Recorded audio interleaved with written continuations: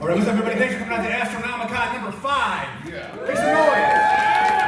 How many of you brought are 5 for 5? I'm 5 for 5. 5 for 5. 5 for 5. Awesome. Well, thanks to everybody who's coming out, maybe checking it out for the first time this year. We're going to read the script of an episode of Rick and Morty. And I know somebody mentioned about reading the All Rent Reserve. Do we need to read that for legal purposes around here? I'm wondering. No. Dustin? Okay. No, I Just making sure all the T's are crossed and the I's are dotted. Indeed. But this is going to be the Lawnmower Dog episode of Rick and Morty. Yes. Everybody ready? Yes. Exterior shot, Morty's home, establishing it is daytime. Inside Morty's home, Jerry's on the sofa watching TV. Summer is next to him, texting. Snuffles, the family dog, walks up and looks at Jerry. What? No response. Are you looking at? No response. You want to go outside? No response. Outside? Jerry gets up, crosses the room, and opens the back door. The dog watches him. Outside? No response. Jerry closes the door, crosses back to the sofa, and sits down. Snuffles, raises a leg, and pisses on the floor. Are you kidding me? Come on. Oh my god, I'm going to die. Morty runs in. What's wrong? Your idiot dog. Oh, he didn't mean it. Did you, Snuffles? You didn't mean it. You're a good boy. Good boy. Don't praise him now, Morty. He just pissed on the carpet. Jerry shoves the dog's face into the carpet. Bad dog. Bad. Rick walks in, grabs Morty's arm, and starts dragging him away. Morty, come on. I need your help tonight. Wait, hold on a second, Rick. You wouldn't by any chance have some crazy science thing you could whip up that might help make this dog easier to house train, would you? I thought the whole point of having a dog was to feel superior, Jerry. If I were you, I wouldn't pull that thread. Come on, Morty. Jerry grabs Morty's other arm, playing tug-of-war with Rick.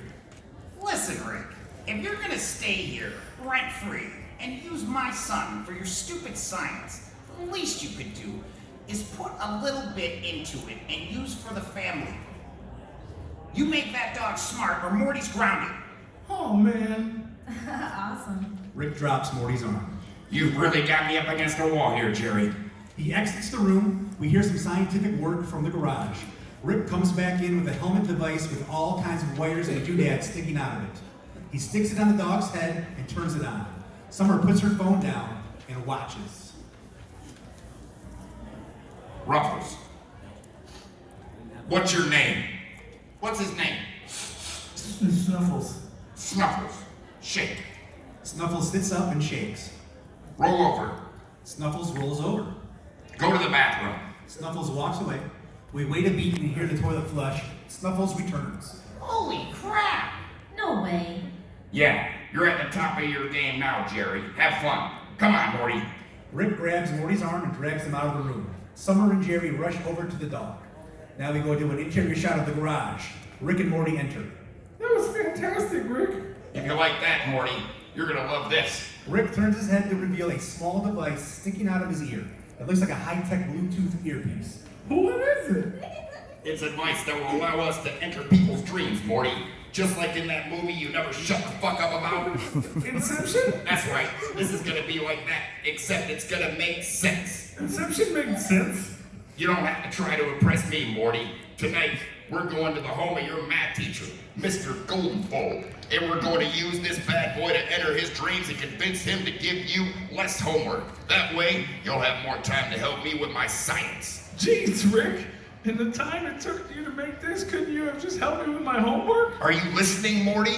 Homework is stupid. The whole point is to get less of it. Not very bright, are you? No wonder you're doing bad in school. Now let's get over to your teacher's house and make with some incepting. An interior shot of Goldenfold's living room. It's around dusk. Mr. Goldenfold lies on his couch. On TV, we see Jada Pinkett having a very serious conversation with a handsome man. You don't know me? Let me get to know you. Goldenfold is snacking on a box of wheat thins. Not today, Darius. Not today. He passes out and starts to snore. Rick and Morty climb in through the window with the dream inceptors. Rick puts a device in Goldenfold's ear and two similar ones in his and Morty's ears. Rick notices the TV. Jada Pinkett is making out with the handsome man. Uh-oh, spoilers. Rick quickly turns off the TV. I'm a full season behind on Jada Pinkett's You Don't Know Me. I can't believe I'm missing Mousefield's house. This is so weird. It's about to get a whole lot weirder, Morty. He turns the dial on Morty's Bluetooth. Morty falls asleep in an awkward heap on the floor. Rick positions himself next to Goldenfold on the couch and turns his own Bluetooth dial, falling asleep in comfort. Cut to an interior airplane shot. Jada Pinkett is a sexy stewardess walking down the aisle, handing out wheat thins to passengers. Wheat thins?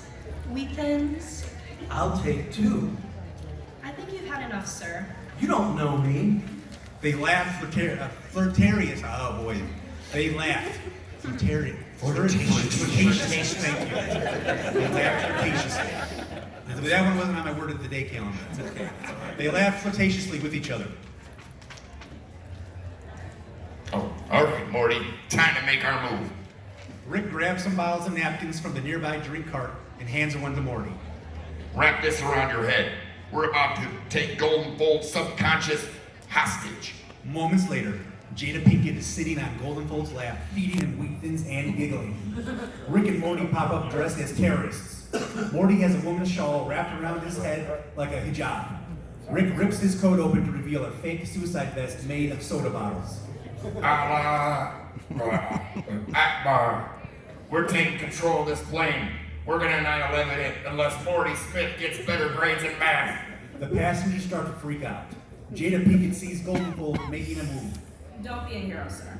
Miss Pinkett, I don't know what else to be. Goldenfold takes a handful of wheat thins and holds them like throwing stars. I said nobody move, buddy. The name's not Buddy. It's Goldenfold. Nice to meet you. He throws the thins like ninja stars at Rick and Morty's faces. While they're distracted, he pulls two machine guns from the drink carts. Take cover, Morty. Rick and Morty take cover as Goldenfold lights up the plane with gunfire. Always bet on black Reloads. and invest in gold. Bit of a snag, Morty. Goldenfold's got more control here than I anticipated. Rick waits for a burst of automatic gunfire to stop interrupting him. I mean, this guy teaches high school math. I didn't take him for an active dreamer. Waits out gunfire. We gotta take him out so he wakes up. But we can't get killed, Morty. If you get killed in someone else's dream, you die for real. What? Oh, man. Don't be a baby. You avoid getting shot in real life all the time. Just do the same thing here, and you'll be fine. Interior shot, Morty's home living room, a little while later. Beth stands in her work scrubs with folded arms as Jerry and Summer show off the smart dog. Summer is filming it all with her phone. Now bring me my slippers. Snuffles brings them. Now, be my footstool, Snuffle. Snuffles stands under Summer's legs. She rests them on Snuffles. Summer and Jerry turn to Beth. Now this is what I'm talking about. This is a dog, man's best friend, working to make his master happy. I don't know, Jerry. I'm kind of disturbed by this, to be honest. What? Come on, Beth. Yeah, Mom, why are you trying to rain on our parade? Look, it's fine. Have a ball. I'm just saying, it feels creepy to me. Beth leaves the room. Snuffles makes a moaning sound like Mishka the talking dog from YouTube. Oh my God, he's trying to tell us something. That is so awesome. Snuffles starts trying to talk. Snuffles is visibly frustrated by his limited speech capabilities. He's saying he loves lasagna. Snuffles shakes his head no and waves his hands. It's like a game of charades and he's losing. He's very frustrated. Look to the dog from Wallace and Gromit for some great dog character acting cues.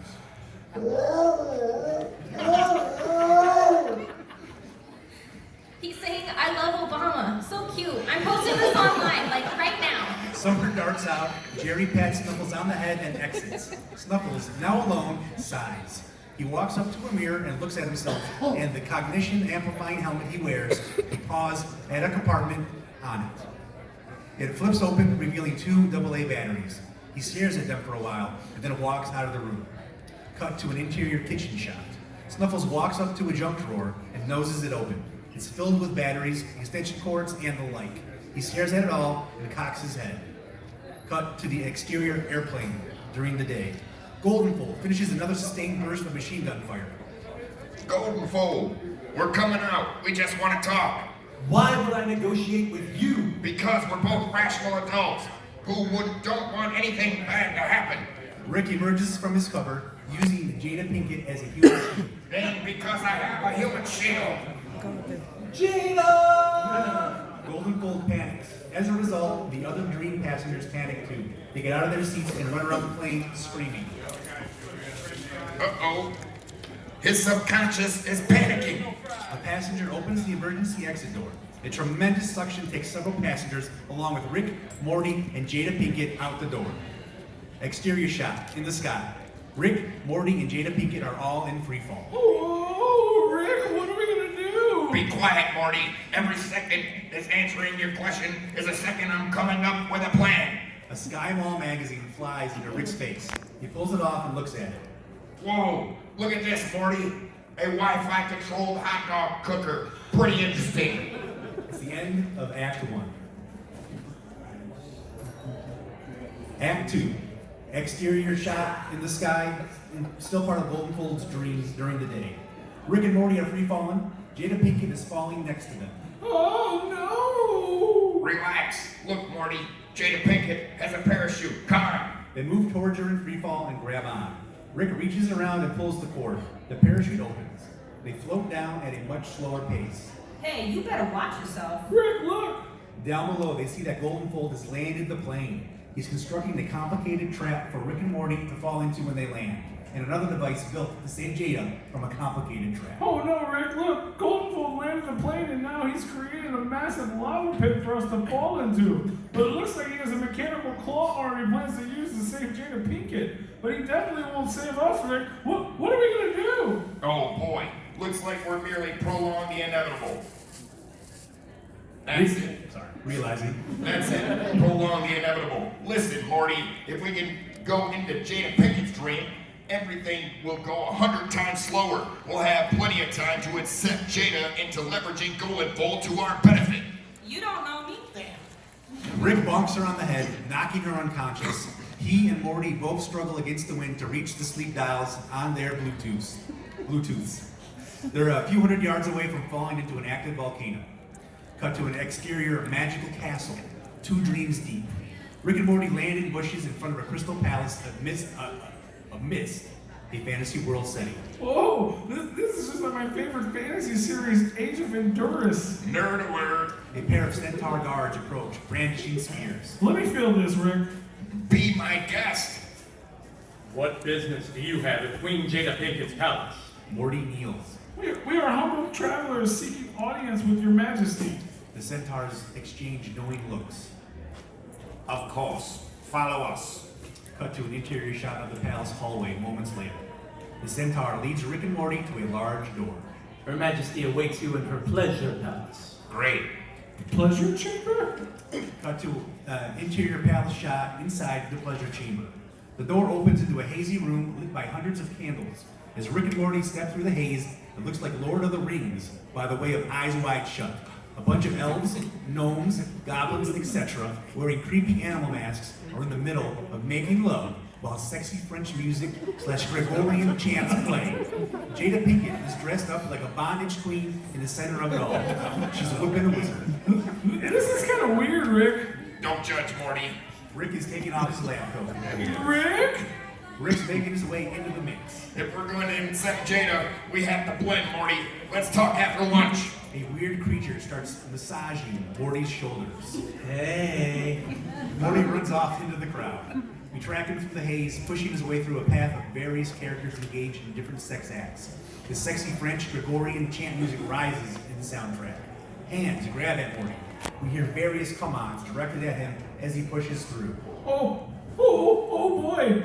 No, thank you. He comes to a young human woman. We pan up her feet, legs, panties, big breasts, move up to her face, and reveal it's Summer!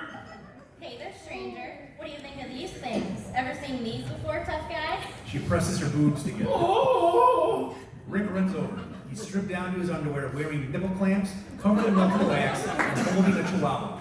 What's the matter, Morty? You're kind of killing the vibe in here. It's Summer. Oh wow, double my pleasure, double my fun. Check these out, old man. She squeezes her boobs together again.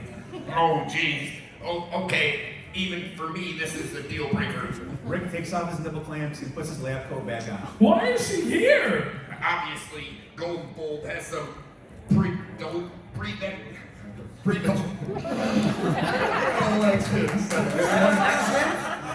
predilections. He prefers to bury in the dreams of the people in his dreams, including a shameful attraction to your underage sister. Can you blame him? Come on, old man, little boy. Let's make an intergenerational sandwich. Rick and Morty both freak out again. No, stop! Put some clothes on! Rick and Morty are drawing stares from the rest of the party goers. Sexual hang-ups in the pleasure chamber are punishable by death. Off with their heads. Centaurs start to attack. Time to go to another dream. Deep, Morty. They incept the centaur. Cut to an interior boiler room. Centaurs dream. They're 3D dreams deep. Rick and Morty appear in a dark and moody boiler room. What is this place, Rick? No idea, Morty, but I don't like it. Seems like a nightmare-type setting. The sound of knives scraping across metal echoes through the air. Yeah, that cinches it. A shadowy figure appears at the far end of the boiler room. He slowly walks towards them, running his knife fingers across the pipes. Welcome to your nightmare, bitch. Holy crap, who the hell is that, Rick? I don't know, Morty. Looks like some sort of legally safe knockoff of an 80s horror character with miniature swords for fingers instead of knives. He lunges at them. They scream and run. You can't run, but you can't hide, bitch. Cut to an interior shot of Morty's home in the living room, this time at night. Jerry and Summer are watching TV. Snuffles enters wearing a hacked version of the cognition amplifier helmet and a sloppily rigged robotic armature on his back that allows him to manipulate objects. Whoa, hey buddy, what you got going on there? Snuffles' voice comes through a speaker on his back. It's human-like and unsettling. Snuffles fix. Make better. Human understands Snuffles now. That is awesome. Snuffles want to be understood. Snuffles need to be understood. Jerry's freaked out. Okay, yeah, I get what Beth was talking about. Fun's over. Jerry reaches down and reaches from Snuffles. Summer stops him. Whoa, Dad, you can't endow a creature with sentience and then rip it away. Why not? I don't know, it's Indian giving. You've raised an interesting philosophical argument, and I'm going to sleep on it. Good night, Summer. Snuffles. Sleep well, Master. Jerry winces and walks away. Summer turns to Snuffles and hands him the TV remote. Hey, Snuffles, wanna watch some TV with me? Yes, the flashing box, please. Pleases Snuffles. Snuffles sits on the couch to watch TV with Summer. She is taping everything with her phone. Snuffles changes channels on the TV. He stops when he sees a wolf. It's a Discovery Channel show about the history of canines. Intense, canned music plays. Oh, a sophisticated predator, nature's perfect killing machine. The vicious wolf stalks its prey with purpose and skill. On TV, the wolf leaps on a deer, taking it down and tearing out its throat. We punch in on Snuffles' face as he watches the lights of the TV flicker in his widening eyes. It was only with years of selective breeding and genetic altering that the noble beast was transformed into a man's subservient little buddy. Transition to upbeat music. On TV, we see footage from a dog show. Poodles are led around by people. A wiener dog rides a skateboard. A golden retriever in a basketball jersey makes a slam dunk. Oh my god, he recognizes the other dogs on TV. Close-up of Snuffles' face. He looks confused. His head cocks to the left. Thunder rolls outside. A storm is coming. Cut into an interior shot of the boiler room, back inside the Centaur's dream. Rick and Morty run around the corner, looking this way and that, scared. A, B, his name is Scary Terry. Z, B, he's very scary. We have to escape into someone else's dream, Morty. They run around the corner and stumble upon a little girl who is singing the Scary Terry song. E, F, he'll design your death. H, I, he'll watch you die. The little girl. Rick punches her out. They grab their dreaming scepters and turn the dial, sending them into an exterior shot of the boiler room. This is now inside that girl's dream, 4 dreams deep. Rick and Morty appear in the exact same boiler room as they were in before. The little girl is standing there. JK, you'll really ruin your day. LM. This again? It looks like we hit dream bedrock here, Morty. Terry pops up. Nothing but fear from here on out, bitch. He can travel through dreams, Morty. He can travel through dreams. We're so screwed. Rick and Morty run for it. Cut to an interior shot of Summer's bedroom at night. Summer is sound asleep. Sheets of rain pour down outside her window. Thunder booms. Lightning flashes. The silhouette stands at the foot of her bed. Summer bolts up. Ah! Snuffles is now wearing an improvised cybernetic rig that allows him to stand upright and gesture with robotic hands. He speaks in an eloquent Kevin Spacey voice. Where are my testicles, Summer? They were removed. Where have they gone? Oh, wow. That's an intense line of questioning, Snuffles. Don't call me that. Snuffles hits the wall angrily with his mechanical hand. Summer shrieks. Lightning crashes. That was my slave name.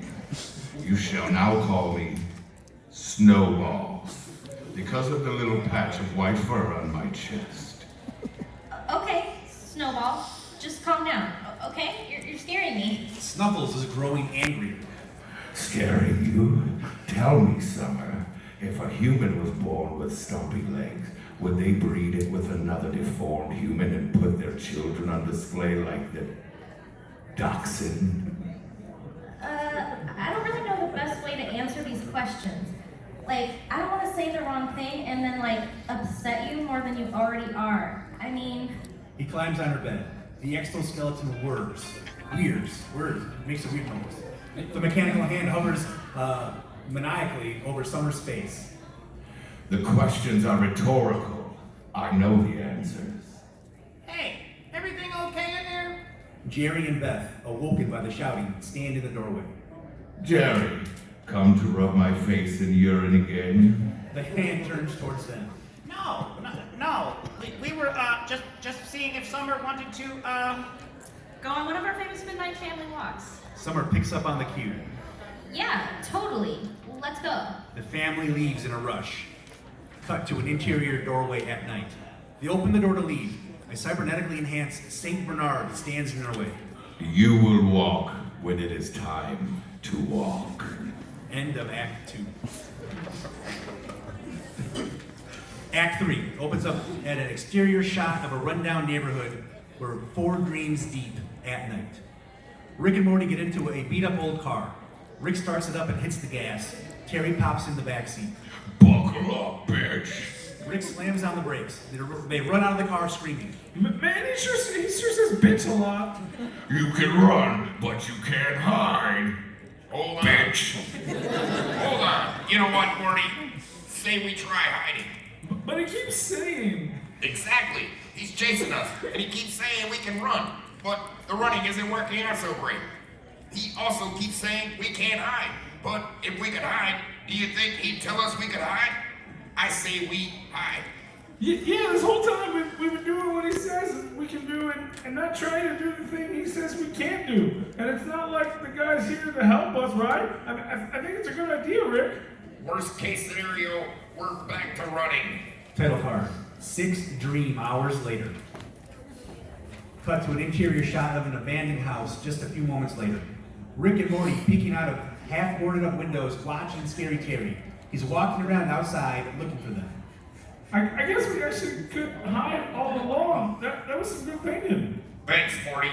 Nice to be on the same page every once in a while. Terry looks under a garbage can lid and shrugs, frustrated. You can run, Yeah, right. You'd love that, wouldn't you?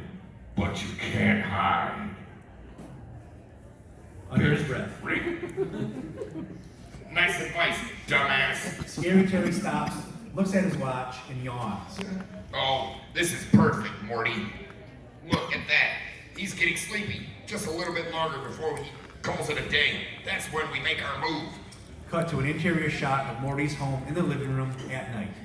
Jerry, Beth, and Summer are locked in a cage.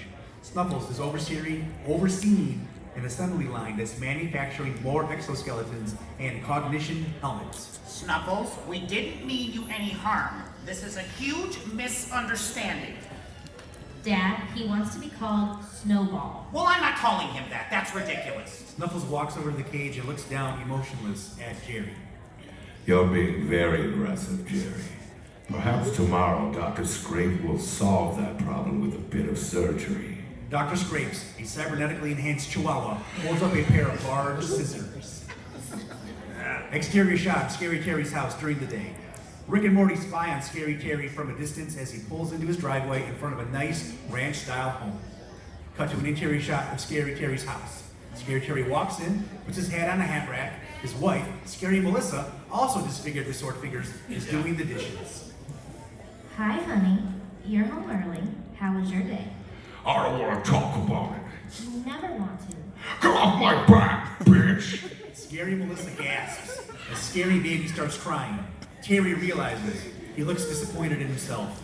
Melissa points outside. Out there, not in here. I know. He goes over to her and gives her a hug. I shouldn't take my anger out on you, Scary Brandon. He leans down and kisses a little sword-fingered baby. I love you, Melissa. I love you too, Terry. They start to kiss. It turns more passionate. The sword-fingered hand slides down to her ass. Uh-oh. Let's go upstairs. Cut to an exterior shot of Scary Terry's house. Rick and Morty peer through the window. Oh, perfect. After a little scary coitus, they should be fast asleep and will accept it. Cut to an interior shot of Scary Terry's house in the bedroom moments later. Scary Terry and Scary Melissa's naked bodies are entwined in a sweaty heap over the sheets. They're both fast asleep, but Scary Terry is twitching as if he's having a nightmare. Rick sneaks in and puts the earpiece in. It looks like Scary Terry's having a nightmare. Oh boy, I can only imagine what horrible things must scare Scary Terry. Cut to an interior shot, Scary High School, now 5 dreams deep during the day. Scary Terry, dressed like a 90s grunge teenager, runs through the halls of his high school. I'm late to class, bitch. The other students in the hallway point at Scary Terry and laugh. He looks down. Oh no, I'm not wearing any pants. Cut to an interior shot of a scary classroom. Terry walks into class. Scary Olderson, a conservative British headmaster version of the Freddy Krueger persona, stands at the head of the class. Well, Mr. Terry, glad you could join us, bitch. Sorry, bitch. Terry sits down next to the 2 other kids. It's Rick and Morty disguised as scary school students. Why don't you tell the whole class the proper wordplay to use when one is chasing one's victim through a pumpkin patch? Sweat pours down Terry's face. He shifts nervously on his feet. Terry? Oh, come on, Terry. It's a pumpkin patch. You can't think of a pun involving pumpkins? Leave him Bitch. alone! Leave him alone! Yeah, this is a bunch of bullcrap. You don't need to make a stupid pun every time you kill someone. If anything, it makes you less scary. The other scary students start to murmur. Scary Olderson blusters and stammers. Why, I never. He storms out. Scary Terry is relieved. You put yourself under too much pressure, Scary Terry. You're scary enough as it is. Morty leans in towards Terry, holding a pair of pants. Yo, Scary T, don't even trip about your pants, dog. Here's a pair on us. Scary takes the pants and puts them on. Oh, bitch. I don't know what to say. You don't even say anything. We got you, dog. You're our boy, dog. Don't even trip. Cut to an interior shot of Scary Terry's bedroom, 3 dreams deep in the morning. Terry wakes up slowly with a big smile on his face. He goes over to the curtains and whips them open. Rick and Morty are standing there. Oh, hey, it's you guys. Interior shot of a kitchen in the morning. Scary Terry, Rick and Morty are sipping coffee. Scary Melissa is clearing their plates. I haven't seen him this relaxed in years. Terry wipes his mouth with a napkin. Look, if you guys ever need anything, just say the word. As a matter of fact, Terry, there is something you could do to help us with. Cut to an interior shot of a boiler room. three dreams deep. The little girl is playing hopscotch, still singing away. You won't get very far. Scary Terry pops up from behind a bush. Rick and Morty hang on to his sweater. I always hated that song. Terry slits the little girl's throat. Interior shot of the palace pleasure chamber, 2 dreams deep. Scary Terry appears with Rick and Morty hanging onto his back. Jada and the creatures are all there from before. Sex is sacred. He spins around, slashing all the creatures with Jada. Cut to an exterior sky shot. Goldenfold's dream. Rick and Morty wake up just a few yards above Goldenfold's lava pool contraption, hanging onto Terry's sweater.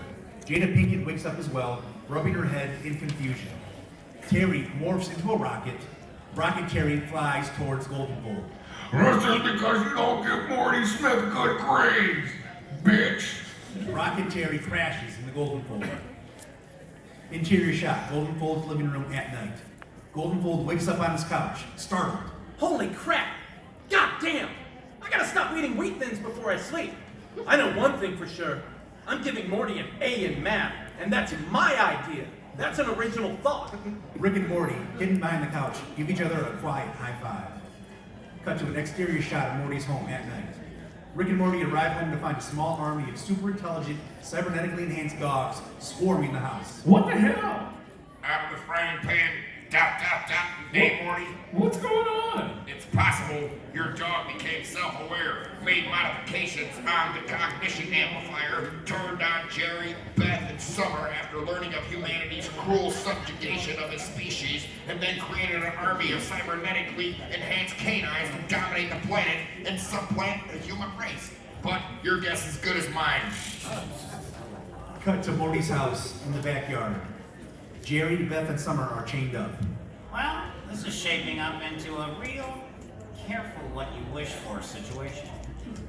I can't believe how mean Snuffles got just because he's smart. This is why I choose to get C's. Just make a mental note of this moment, you two. Don't want to be an I told you so-er, but I plan to bring this up a lot down the road. Whispering. Beth, Jerry, Summer. They turn around to see Rick and Morty hiding in the bushes. Rick! Dad! Rick begins quietly freeing them. Summer hugs Morty, her boobs pressed together. Thank you. Morty holds himself away from her body uncomfortably. You're welcome. All right, let's get out of here. If we hurry, we can set up camp in a sewer tunnel before the dogs completely take over. We're not going anywhere. It's all over, Jerry. Dogs are on the path to total world domination. But hey, good thing they know not to piss on your carpet, huh? Wait a minute. That's it? I have an idea. Jerry gets up and storms off into the house. Cut to an interior shot of Morty's house. Snuffles sits on a chair overseeing the manufacture and assembly of weapons. Jerry, Beth, Summer, Rick and Morty burst in. That's it, Snuffles. This is my house. I'm the alpha dog here. He pulls his pants down and pees all over the floor in front of the other dogs. See that? I'm peeing all over your special guns. How about that for dominance? Snuffles and the rest of the dogs just stare at him. Jerry starts to do the little poop spin. A pair of Dobermans grab Jerry and force him down on his knees. They push his head into the puddle of urine. Oh! Bad person. Bad. Great plan, Jerry. Not humiliating at all. The other dog guards grab the rest of the family. Bring the boy to me. The guards lead Morty to Snuffles' side. You were always kind to me, Morty. That's why I will leave you with your testicles. From now on, you will live by my best. You will be my best friend and live by my side. Thanks, Snuffles. Snuffles turns to the other dogs. Begin phase 2. We slow dissolve from Snuffles' face as the sound of marching footsteps and gunfire rise over the soundtrack. Montage. Exterior shot of city streets during the day. We pan down onto a phalanx of hundreds of dog soldiers and tanks as they make their way down the street. Fighting continues on the streets of Baltimore as the dog army captures the eastern seaboard. Cut into an interior shot of a news studio. We pull back from the footage into a studio where a pair of anchors are reporting. It appears clear at this time, that is official, the era of human superiority has come up to a bitter end. God help us all. A group of dog soldiers burst into the studio and point guns at the anchors. Please don't kill me. One of the dogs shoves the barrel of his gun into her mouth. Now she sounds like Mishka, the talking dog. What's she saying, Bill? I think she's saying I love lasagna. I think she's saying I love Obama. That's treason. They drag her off camera. Oh, hail Emperor Snowball. Off-screen gunshot.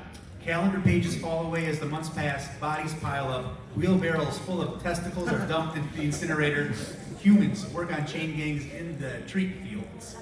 Cut to an interior shot of Emperor Snowball's palace during the day. Morty wakes up in bed with Jessica and another beautiful woman. He has a big smile on his face. A dog butler brings him his breakfast on a silver tray. Thank you, Fido. Someone knocks Fido over the head. It's Rick! Rick! I thought you were dead. I was just playing dead.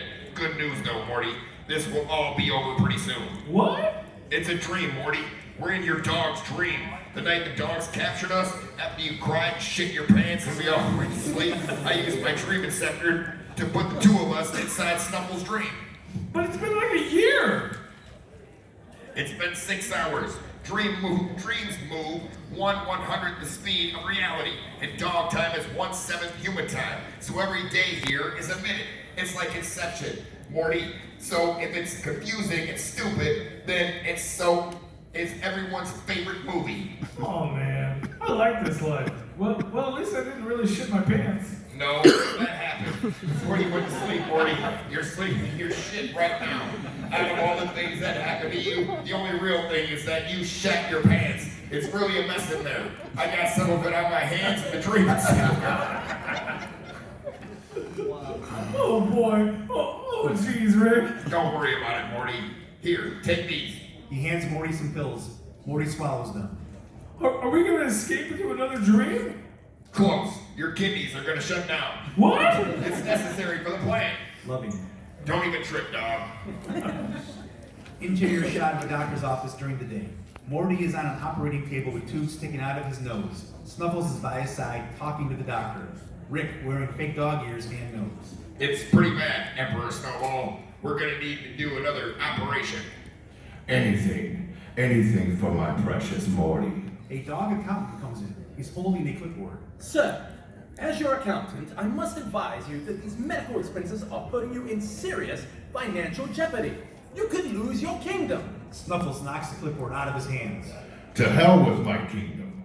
Bean counter. I would trade it all for my human's health and happiness. Do you think they would have done this for us? We are not them.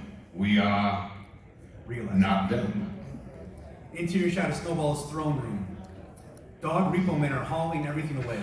Snuffles cradles Morty in his arms in the middle of the dark, empty room. A doctor stands watching. We've done everything we can. I'll give you a moment to say goodbye before we remove him from life support. The doctor leaves. Snuffles sobs. Interior bedroom shot in the morning. Snuffles gasps awake. He's distressed. Assemble the troops. I've made a decision. Cut to an exterior shot of an animal shelter during the day. Jerry, Beth, Summer, and Rick are free. They stand next to Morty and Snuffles. In the background, dog henchmen guide regular dogs from the animal shelter into an interdimensional portal. Taking over the humans' world will lead to nothing but more heartbreak, more cruelty. Instead, we will do a new world and colonize it with a society of intelligent dogs. One that will not make the same mistake as humanity, and one where pet insurance will be mandatory. I'm gonna miss you, Snowball. You can call me Snuffles, Morty, and I'm going to miss you too.